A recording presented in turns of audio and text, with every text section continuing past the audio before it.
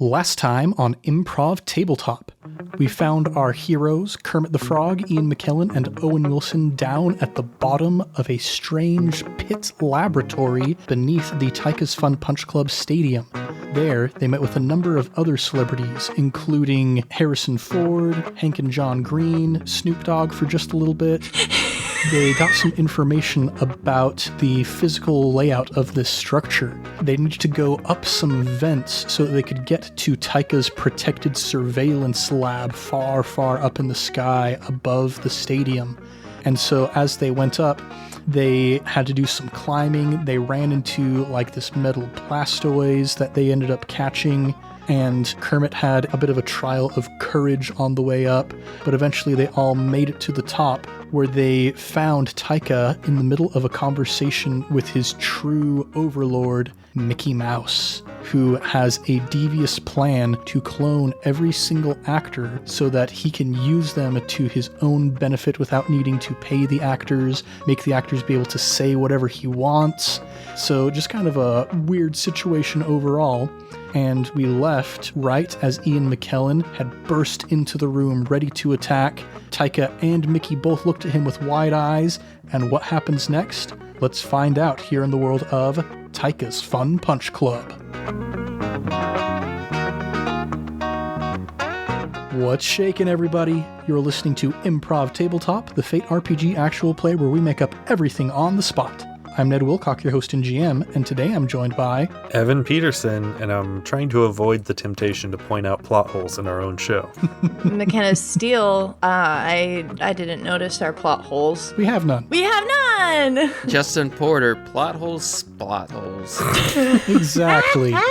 Evan, I couldn't tell whether your furrowed brow was because of the absurdity of our story or just because it's late and we're tired. My furrowed brow... Okay, you know what? I'm going to point out, why is Snoop Dogg here if the evil plan is to create clones of actors for movies? Hey, Snoop Dogg's been in movies. He was in Starsky and Hutch. He was Huggy Bear. It is his soul plane. And also, he is just vital to the entertainment industry. Does Mickey see a lot of value in having Snoop Dogg available for any future projects they need him for? Maybe we should ask Mickey. If you are in charge of like the biggest megalomaniacal monopoly corporation in the entire world, you're going to get stressed out every once in a while.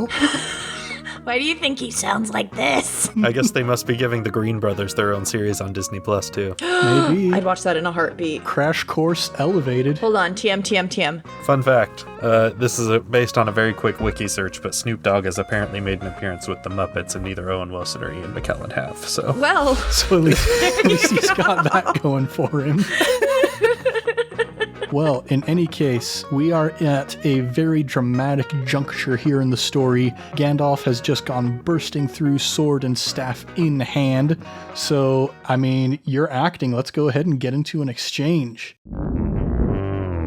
We have come here to stop you, Mr. Mouse, as we see that you are behind this plot. And Mickey, as he sees you coming in, he quickly kind of fluffs up his ears to make them look rounder and more perfect.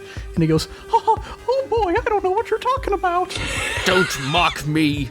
We have come before you to stop you from your plans. And here we are. What say you? And he looks down at Taika and he says, I say good luck! And he snaps his finger and the hologram fizzles out and the lights go back up in the room and Taika turns towards you and he's got his hands out in kind of the Chris Pratt Jurassic World sort of manner. And he's like, all right now friends, let's not be upset here. I know I've been using you and making you fight against each other, do incredibly violent things to yourselves and others, but maybe we can come to some sort of understanding with each other here. Mr. Waititi, I knew you were a good person at heart. He pauses, and you see a tear start welling up in his eye, and he's like, okay, oh goodness. And he starts rubbing his eyes. He's like, Kermit, you've been one of my heroes since I was a child, and you're one of the reasons why I decided to go into filmmaking. And to see you here praising me, and, you know, Ian, all the work that you did in New Zealand on my home turf to create the Lord of the Rings films, and Owen, just magnum. And he starts weeping openly, just like on the floor, rubbing his eyes and trying to compose himself. There. And I'm like patting his back and going down to his level. All is forgiven. We need your help. Listen, I'm not gonna lie to you. I eavesdropped on the entire conversation that you had with Mickey. I heard everything, and we're gonna need you to help us take down that mouse. And he gets up and he gives a couple sniffs and wipes the final tears from his eyes and says, I think there might be some provisos in the contracts and the legalese of Taika's Fun Punch Club. You see, Mickey, he is hidden off in some remote location. I don't actually know where he is physically, but he is under the ownership of the Disney Corporation himself, and therefore is not entirely immune from being a member of Taika's Fun Punch Club. So, what I'm thinking that you're saying, that I'm understanding, is that we should do like one of those like big everybody in the ring, like battle type thing. Every man for himself. Evan, what's that called? Battle Royale? A battle royale. So I'm thinking, just coming up in my brain, all by myself, a battle royale is what you're saying. And we just all kind of like pew, pew, pew, pew, pew. And he says, according to the rules of Taika's Fun Punch Club, anybody who's already been eliminated will not have the opportunity to be in this battle royale. But all of you who are still here, who have not yet been eliminated, you can go into this final battle if you would like. What about Edward Snowden or Elon Musk? They're still down there. They decide they want to play chess instead of actually fighting, and they weren't part of the contract. I was just trying to buy some time. I'm pretty sure they're going to be over with their match pretty soon, and I really should send them back home because they were not expecting this to happen. That seems fair. And Taika goes over to a console and he flips open a little hatch, and you can see underneath it is a red button that has 2 keyholes next to it. And he pulls a ring of keys out of his pocket and he starts shuffling through them. And he tries one. He's like, no, that's not the one. And he keeps shuffling through them and he tries another one. Just give me a little bit here. And he keeps shuffling through until he finally finds the 2 keys that are the correct ones. And he says, once we push this button, we call in the mouse to the competition. And then we cannot go back. You're going to have to fight against one of the oldest, most powerful entertainment moguls to exist. I'm in. Yeah, me too. I'm in. And he holds one of the keys in his hand and he hands the other key towards the 3 of you. And he places his key into the appropriate hole and turns it. And you can see the red button starts to flash. And I guess we turn that key. Yep, we all do it. All of your hands on the key at once, turning it as a team. Absolutely. And so both keys turned, the light is now just shining one bright red color, and he reaches down with his hand and gives a little breath and pushes it down. And as he does, you hear klaxons start to blare around you, and you feel the floor beneath you beginning to shake. The room begins to break apart, and you can see you are suspended hundreds and hundreds of meters up above the surface. And Taika hands each of you a parachute and says, well, if there was ever a time to make an entrance, I think now's the time. And he puts on his parachute and goes skydiving down onto the platform. All right, fly, you fools! And I jump off. Hey.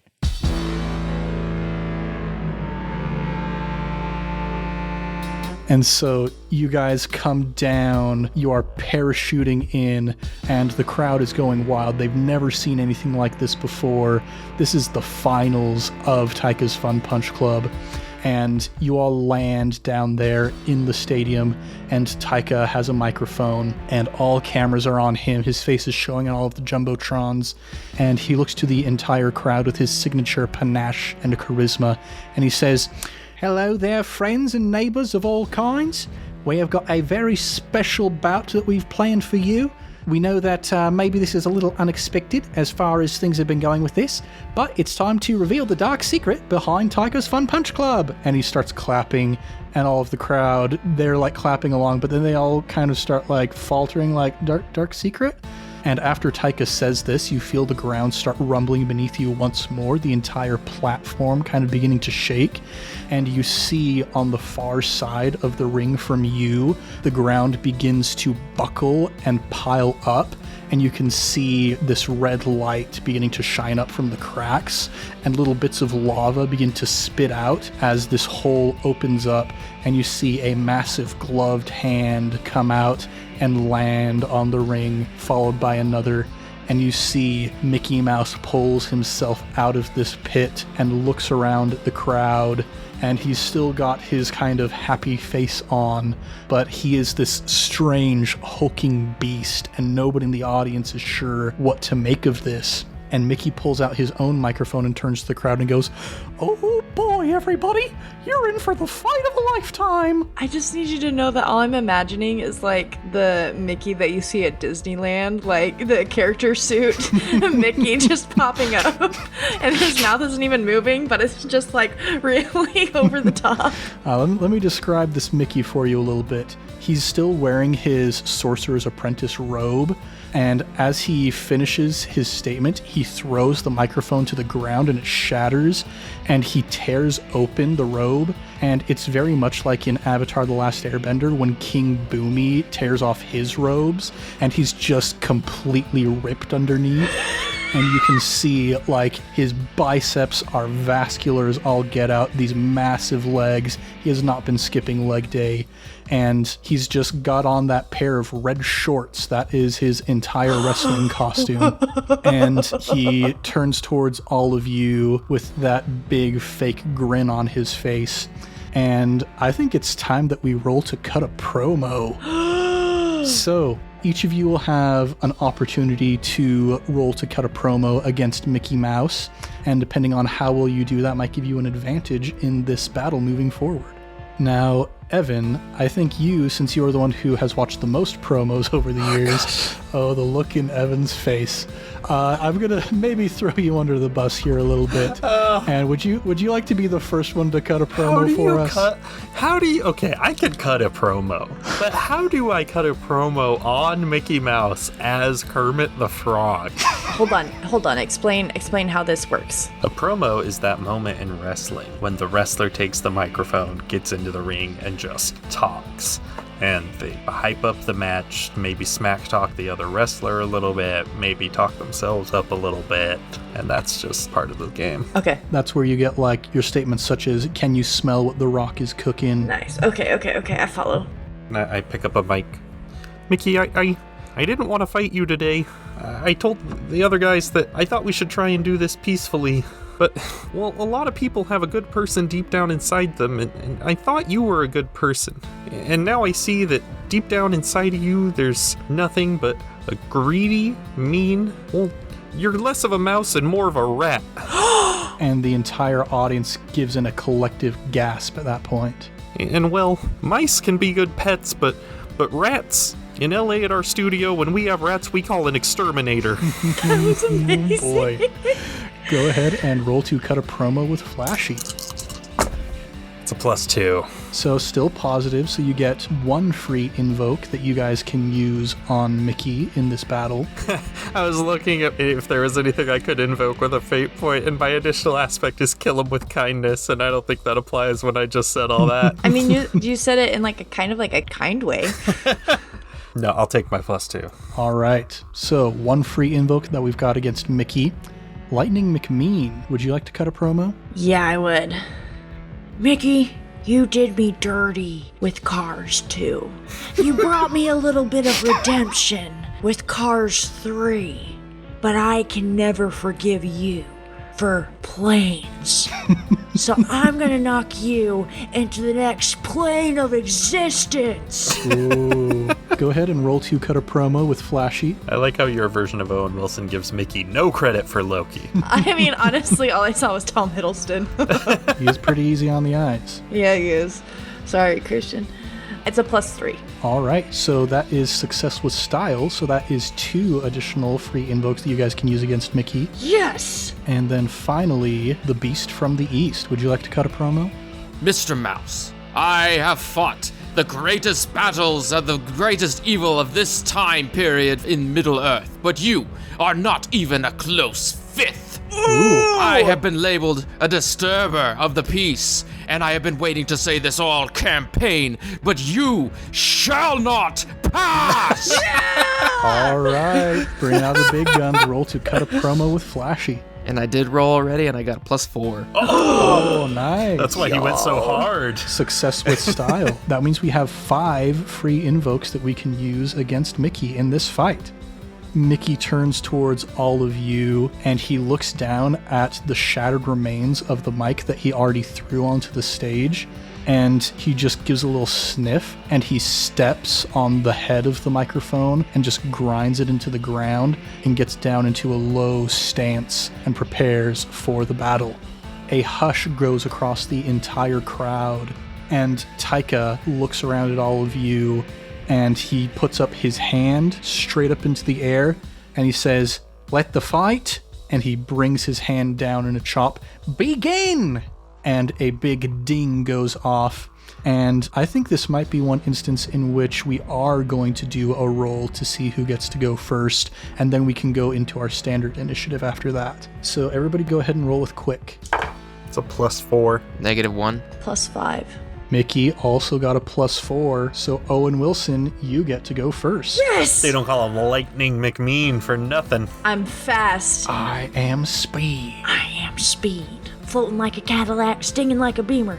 Right as the bell dings, I'm gonna go, ka-chow! And I'm gonna like speed run towards him and go for a grand ol' smack down with my buzzer hand so it causes a little bit of extra electrocution. Extra electrocution? Extra electrocution. I don't know, execution's fun though. And as I hit him, the lights are gonna like flash so it looks like lightning, and then like across all of like the boards, lightning goes across the screen and you hear meow. Ooh, nice. Very flashy. Go ahead and roll to attack with flashy. Mickey is going to defend with forceful. +4. All right. Mickey is actually going to use a fate point to re-roll. No. And the aspect that he is going to invoke is I'm the boss here. And so the re-roll is going to take that to a +4. We are currently at a tie. Wait. You have free invokes from your... I do have free invokes? No, okay. I don't want to use one just yet. Should I use one? We have 5. Just use one. I'll use one to add 2, so it's +6. All right. So you have succeeded. That is going to deal 2 stress to Mickey. And as the lightning flashes around all of the Jumbotrons, it eventually gathers back right into your joy buzzer, and you smack him across the side of the face, and you can see the skeleton underneath, and it's all just like film reels and strips of celluloid going out into his arms. And he gives out a massive roar of pain as you kind of flip back and land on the ground in like a cool 3-point stance. Wow, I'm really cool. Who would you like to go next? I'll give Mickey the option to retaliate on that one. All right, so he looks up at you with rage in his eyes, and he starts trudging in your direction, his eyes just fixed on you. And at the last moment, he turns and is going to flail out at Kermit, and he's going to go for just a massive backhand. So he's going to attack with Sneaky. He is rolling bad. He only is at a +2 currently, but he... your heat's at 0. He can't invoke your heat against you. He's going to spend another fate point on I'm the boss here to reroll, bringing it to a +8. Holy crap! Kermit the Frog can't lose limbs. What do I roll with? Yeah, how would you like to defend against this backhand? If he's being sneaky, I suppose I would just have to try and be clever enough to see it, or quick enough to avoid it. I think either of those works. I'll do quick. Well, that's a +2. So that is 6 stress then that you would take from that hit. Which would be enough to... Well, I could take a severe consequence. Yeah. I'm gonna take a severe consequence. Oh my gosh. All right. Don't you do it, man. Don't worry, your arms are going to stay intact. He gives you a massive backhand, and there's like a cartoon-style explosion, and you can see the word POW. And you go flying, and you hit the ropes, and when you fall back down, you are completely bisected at the waist. So you no longer have legs, you are just the puppet, the upper half. Don't worry, you'll still have arms. Okay. I'm very glad that you keep choosing characters who have a way to, like, cut them in half without dying straight up. I know, it's great. Oh my gosh. So yeah, that is your severe consequence, is bisected. Okay, That does it for Mickey. Let's turn it over to Ian McKellen. Seeing his friend the frog there, he goes, "Rah!" and he runs right up to him with his staff and goes to knock him right in the head with it. All right. Roll to attack with Flashy. Mickey's going to try and defend with Forceful. He's going to just try and, grab your sword and deflect the blow. And I want to use a free invoke and get a +5.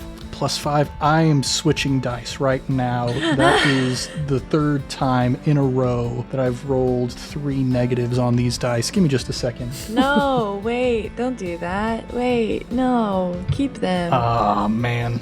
So, you know what? He is going to invoke your heat, Ian McKellen, because you have -1 heat. He's going to invoke that on you to reroll again with the new dice this time. Let's see how they do. And that is a +4. Cool. To my +5. Yeah, so you come in, and after you leap towards him, what does your maneuver look like as you dodge around his attempt to block your attack? You know the Emperor in episode 3 where he jumps up and he does this kind of spin thing as he goes to kill the 3 Jedis? Yes. That's exactly what I do. Do it. Prequel memes. I love it. So yeah, you go right into the center of his chest, right between his incredibly muscly pecs, and you dig in. You give him the biggest sternum rub that anybody's ever had in their life, and he howls out in pain and staggers back a little bit and takes 1 more stress. All right, and I pass that on over to Kermit. So, laying in the side of the ring, looking at my stuffing, I'm gonna look over and lock eyes with Miss Piggy and just give her the nod, and I'm gonna use my stunt to tag in Miss Piggy, and her having seen her Kermie get bisected by this ring rope, she's gonna go in for quite the hit, I have to assume, as one of the only Muppets ever portrayed as hitting other people. That is very accurate. So she's gonna go in with Forceful, just a massive punch. And so let me roll first to see what we get. With modifiers, that brings her to a +2. Let me see what Mickey gets, and then we'll see what extra effect we'll get from the stunt. Mickey gets... I rolled exactly the same thing after switching to the new dice. Okay, I'm just cursed tonight. I'll have to live with this. But that still brings him up with modifiers to a +3. And so with the stunt, I think this is an especially powerful time to tag in Miss Piggy. She's watching you sitting in 2 halves on the ground. I'm going to give her 2 free boosts on that, bringing it up to a +6 against Mickey's +3. So she just rushes in like a bull, her head lowered, and she rams her head right into Mickey's kneecap. Oh. And you hear a big cracking noise go throughout the stadium. Half the people in the audience are just oh my gosh, and they start retching as they hear the noise. And Mickey goes down to 1 knee, pretty severely hobbled by this, having taken 3 stress that we're going to turn into a moderate consequence, and that moderate consequence is bend the knee. So, hey Ned, what's Miss Piggy's powerful one-liner she says after she takes him down to 1 knee? Her powerful one-liner. So she smashes his kneecap with her head, and she steps back a little bit, and she flips her hair, and she says, "Maybe I was born with it. No, I was definitely born with it." And she goes back to where you are at the side of the ring. Yes. I'm gonna put that on my mirror and tell it to myself every morning. That's perfect. And so now everybody has gone in this exchange. Kermit, who would you like to go next? I know we do this so we don't have to go in a perfect circle, but I think I want to throw it back to Owen. All right. What I'm going to do after seeing the mess that is Kermit the Frog, I'm going to pull a classic move and stand on the corner of the ring and jump down and body slam him. I don't know the correct terminology. With Mickey on 1 knee, I'd say you're probably gonna do an elbow drop onto his back. Elbow drop? Mm-hmm. Bam! All right. Go ahead and roll to attack with Flashy. He's going to try and defend with Forceful to shrug it off. +5. I rolled only 1 better than I did last time, but you've got negative heat. He's going to invoke your heat against you to reroll. bring it up to a +5. We're at a tie. Use another free one. Use another free one. Add +2 to make it a +7. And I do that, and as I'm going down, what's happening is as I've got my elbow locked in place and I've got my body like parallel to the ground as I'm going down, time stops for a brief moment. And I've got the beautiful Magnum that I've learned from Ben Stiller. And it's just nice, like, slow motion of me falling. And then back to normal speed. And I go, BAM! Man, another moment where I wish that this podcast could be a visual medium. Everybody... Mr. Magnum. Yeah, the Magnum on McKenna's face. So you go in for the elbow drop and you get him right on his torn ear. And his head smacks down against the ground and kind of bounces back up. And he's like on his side now, his hands on the ground, one elbow against it. And he's looking fairly battered at this point, having taken 2 more stress. But he is not out quite yet. Owen, who would you like to go next? I'm gonna give Mickey a chance. All right. Why would you do that to me? You're not even in the ring. It's Miss Piggy. I'm still in here. I'm just laying on the side. Oh, well, I don't know. I've got him pinned, kind of. Yeah, so let's see who he wants to throw his wrath upon. You've all done some pretty good damage to him, so I'm just going to have him roll to see who he wants to hit. And he chooses Kermit. Sorry, bud. So Mickey knows how to run like a cost-benefit analysis. He knows that you're not doing great. He's cannibalized enough entertainment corporations in his time to know that he should go for the weakest person. So he goes walking over to you and he picks up both halves of you off the ground, and he's going to try and like windmill his arms to try and shake as much stuffing out of you as he can. So he's going to attack with Forceful, getting a +5. What do I defend with?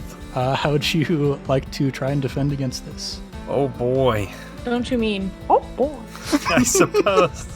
I suppose I'll try and... Oh, this isn't going to give me the best bonus benefit, but the only way I can think of to defend this is to like try and curl my body and my waist, because I assume I have independent control of both halves, to like bend so that the force doesn't pull the stuffing out, if that makes sense. Mm-hmm. Like if he's holding onto the hands, I'm trying to like bring my abs upwards and tuck in, sort of. Yeah, go ahead and roll to defend with Careful. Ned, if you've rolled 3 minuses, I have rolled so many 2 pluses, 2 minuses. So that's a +2. +2. Use a free one. Use a free one. Use a free I'll one. use a free one, which actually if I use a free one only to get a +2, that still won't save me, so I'll have to re-roll. Going for the gamble. It's still a 0. Are you kidding me? This time it was 2 blanks, a minus, and a plus. So many ways to roll 0 in Fate. I know, Yeah. right? And your Careful is +0? My Careful is +2, so. Okay, so you end up with a +2?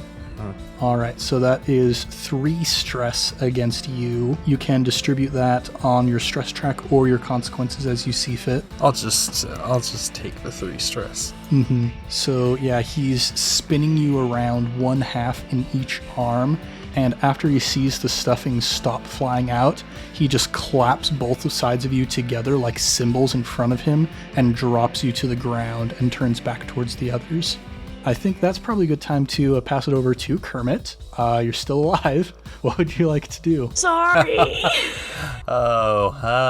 What even can I do? Evan, you just get brutally murdered every campaign. Okay. I'm going to crawl over and like pull myself up his leg and kind of get up to his waist and look at him and say, did you really agree to a $150 million merger just to kill me? And I'm gonna headbutt him. Ooh. And the entire audience gasps as they hear you spout off that number, and you hear like murmurs of dissent going through the crowd as people are like, what's going on here? What's he talking about? Go ahead and roll to attack with Flashy. He's going to defend with Forceful. I need to re-roll that somehow, please. You should still have 2 more free invokes on him, I believe. I'll use one because that was 4 minuses. Ooh. To 4 pluses. 4 minuses to 4 pluses. My goodness. What are the odds, folks? Wow. That's going to be a +7 then. +7. He got a +3. Oh gosh, I mean, he has one more fate point left, and he's going to have to reroll if he wants to survive.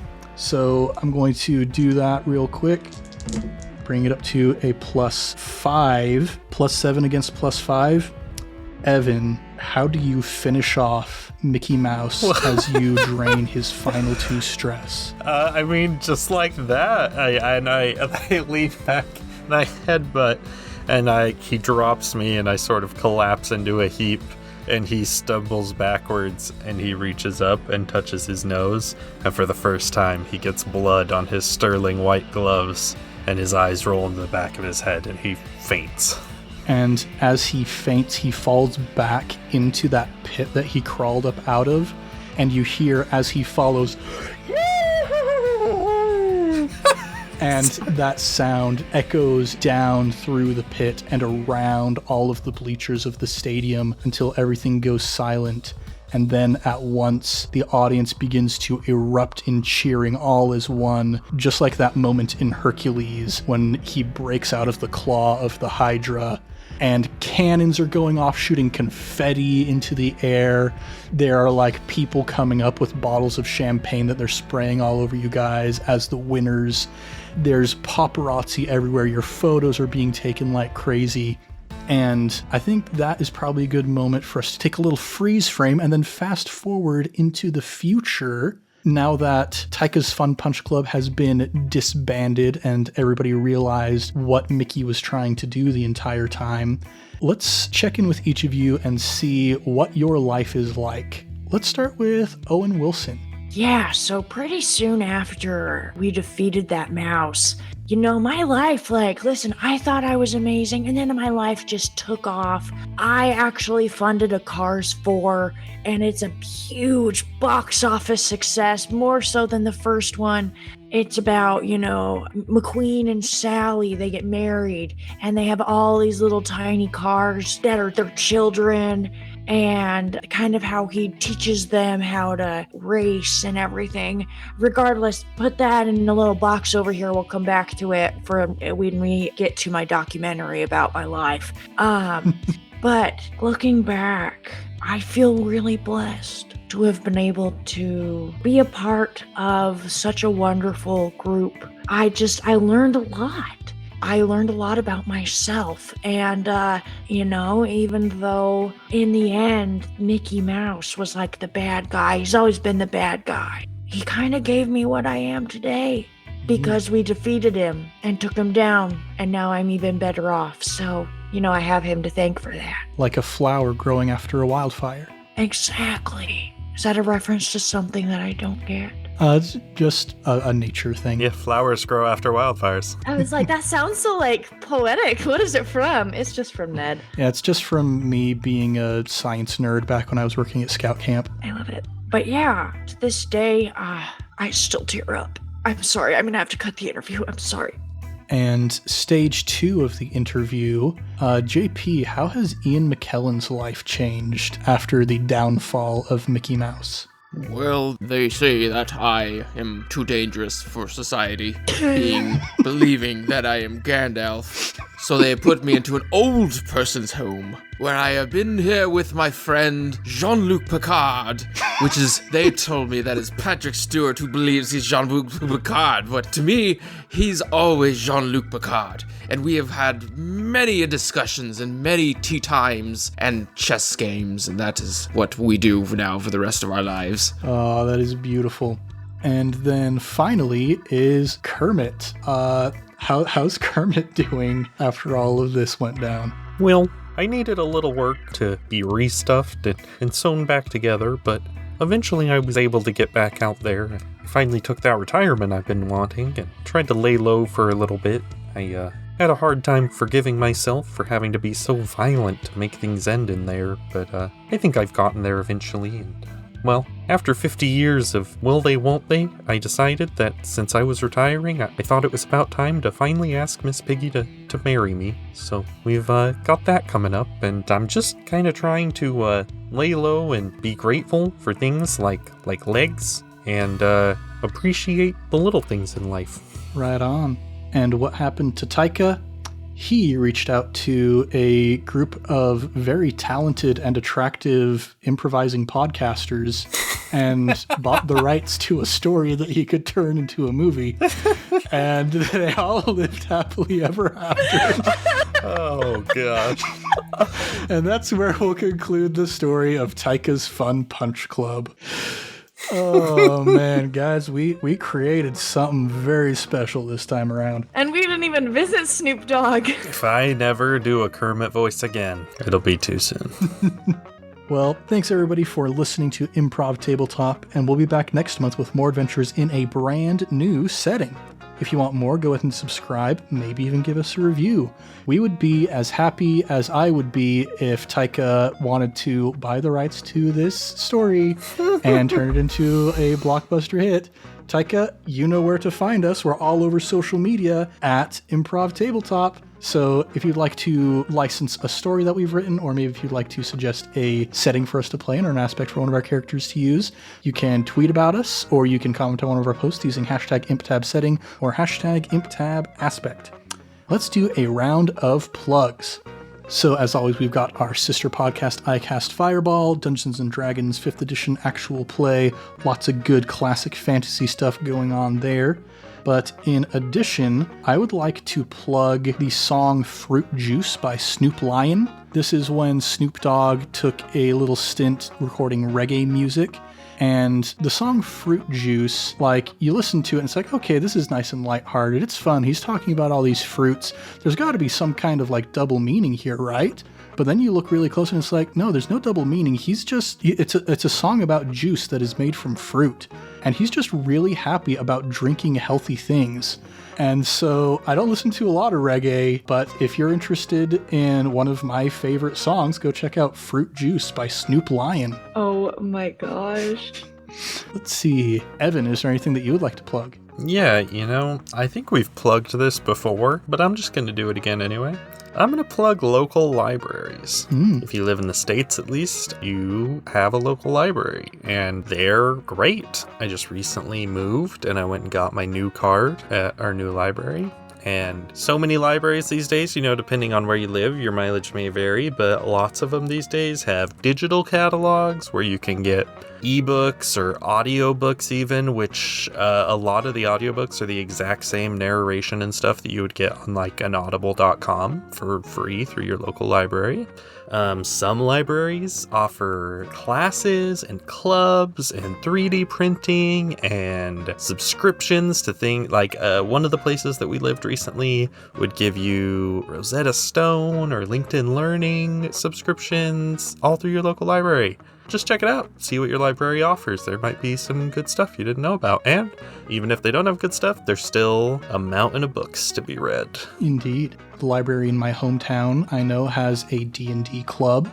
And I remember many, many days back in high school playing RPGs around a table at the library with my friends. So if you're interested in playing some RPGs yourself and you want a good setting to do it in, check out your local library. There you go. McKenna, is there anything that you would like to plug?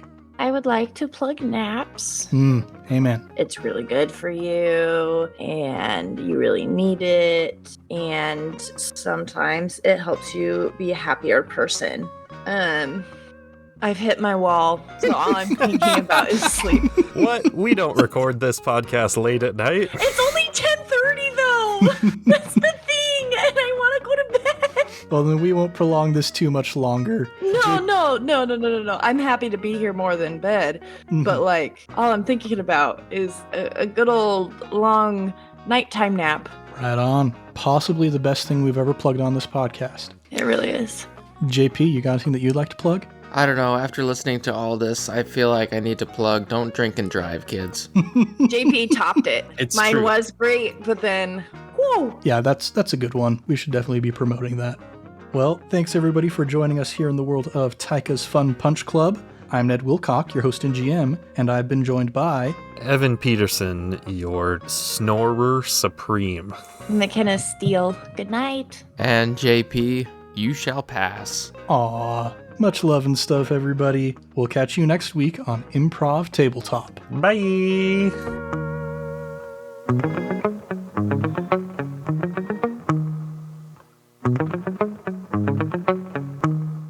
Side note, I just texted you all because we were talking about Snoop Dogg. There was a filter on Snapchat where it looked like you were FaceTiming Snoop Dogg.